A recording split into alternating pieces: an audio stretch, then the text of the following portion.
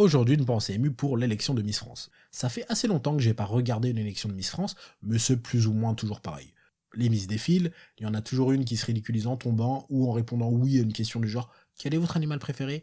en marchant sur ses talons avec autant de souplesse et d'agilité que Chirac à la fin du salon de l'agriculture, et bien sûr le discours gênant où elle explique très maladroitement ce qu'est sa vision de la laïcité au sein d'une France meurtrie et divisée, alors qu'on lui a juste demandé la recette du 4 quarts.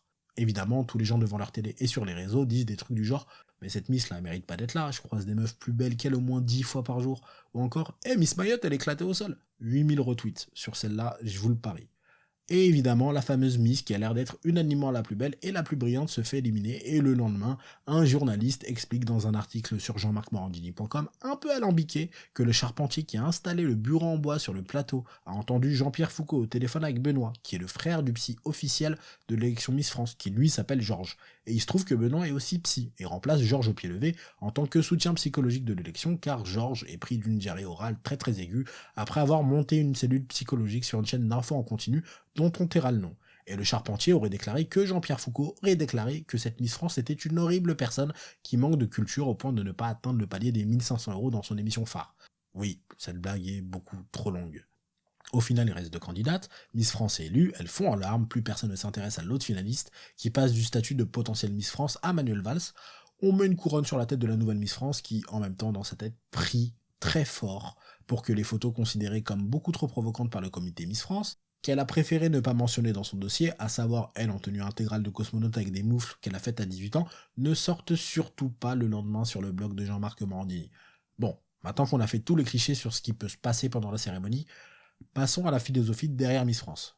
Pour beaucoup de Français, c'est un des rendez-vous de l'année. Miss France fait très souvent de très bonnes audiences. Mais personnellement, je regarde plus. Parce qu'en plus de l'idée de base qui est de classer les meufs essentiellement par leur niveau de beauté, c'est toujours pareil. Si j'étais président du comité Miss France, franchement, pour innover, je pousse le sexisme jusqu'au bout. Et je fais un crossover Miss France, Top Chef et c'est du propre. Et on laisse des co avec Valérie Damido pour Mister France. Parce que le bricolage, c'est un truc de mec, évidemment. Plus sérieusement, en soi, Miss France, c'est un concours de beauté avec les gagnantes des concours Miss Région. Le postulat de base, c'est que c'est un concours de beauté. Donc c'est ce concept global qui doit être remis en question, parce que réduire des meufs à leur apparence physique pour les juger devant des millions de personnes, je trouve pas ça très moderne. Mais au-delà de ça, il y a des critères très précis pour pouvoir concourir qui sont très dérangeants. Ils se contentent pas de dire que la Miss France élue ou les candidates qui arrivent jusqu'à l'élection Miss France sont jolies. Via leurs critères d'entrée aux différentes élections de Miss, ils disent dans le plus grand des calmes à toutes les femmes devant leur télé que, pour la majorité d'entre elles, elles ne sont pas belles, et parfois qu'elles ne le seront jamais. Par exemple, il faut avoir entre 18 et 24 ans pour concourir à Miss France, et nous savons tous que c'est Yann Moix qui est derrière cette règle. Mais soit. Alors, je sais pas ce que vous en pensez, mais entre 18 et 24 ans, c'est une jauge Tinder, c'est pas un critère d'âge pour Miss France. Pas de tatouage ni de piercing, pas de condamnation judiciaire, pas d'enfant et pas de relation en cours, et plein d'autres règles dont je peux comprendre la logique qu'auto-organisation sans tolérer. Parce que le but, c'est d'avoir une Miss France qui va représenter le raffinement français pour eux. Je trouve ça juste dommage que parce qu'un comité l'a décidé, un tatouage ou un piercing ne soit pas quelque chose de raffiné. Parce que apparemment, à 25 ans et un jour, une partie de ton raffinement s'envole pour se greffer à une nouvelle femme qui fête son 18e anniversaire. Leurs critères de beauté et de raffinement ressemblent quand même beaucoup aux critères de recherche d'un quinquagénaire sur Mythique. Et donc ça crée peu de diversité chez les personnes qui finissent par juste candidater à Miss France. Et c'est le point auquel je voulais venir. Personnellement, qu'on fasse un concours de beauté ne me dérange pas plus que ça. Même si sur Miss France, je trouve que le contexte est un peu particulier. Parce que ce sont des femmes, et qu'on voit rarement des concours d'autre chose que des concours de beauté, en ce qui concerne les femmes. Voire pire. Quand il y a une coupe du monde de foot féminin, par exemple, on se contente de les comparer aux hommes et de dire qu'elles sont nulles, sans pour autant se demander si elles s'entraînent aussi souvent que les hommes, avec les mêmes infrastructures depuis aussi longtemps, et avec les mêmes armes. Et on se rend pas compte que la différence de niveau est quand même un peu due au fait que le foot féminin pro, c'est quelque chose d'assez récent.